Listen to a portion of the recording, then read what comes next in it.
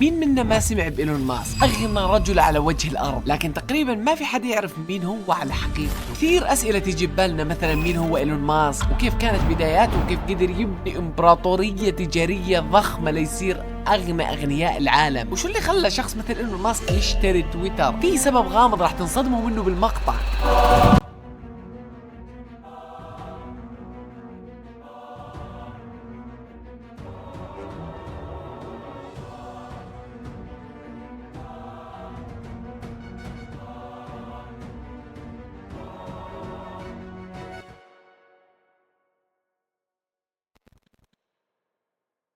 السلام عليكم. هو إيلون ماسك شاب انولد بسنة 1971 وتحديدا بمدينة بريتوريا بجنوب افريقيا. والده جنوب افريقي وامه من كندا. من بداية حياته إيلون ماسك كان عبارة عن طفل غير طبيعي، لدرجة انه امه كانت تحكي انه احيانا نكون ننادي على إيلون ماسك ما يرد علينا، وكأنه يسمعهم ويطنش انه يرد عليهم. ولكن إيلون ماسك بمقابلاته حكى انه من هو صغير كان يتخيل اشياء بدماغه اكبر من عمره بكثير. يعني مثلا تلاقيه طول اليوم قاعد يفكر، ويشوف التلفزيون قدامه تلاقيه صافن بالتلفزيون يفكر كيف انصنع، كيف صار هيك. ولما يقعد يفكر هذا التفكير يفصل عن ارض الواقع، عشان هيك لما يكونوا ينادوا عليه اهله ما يرد عليهم.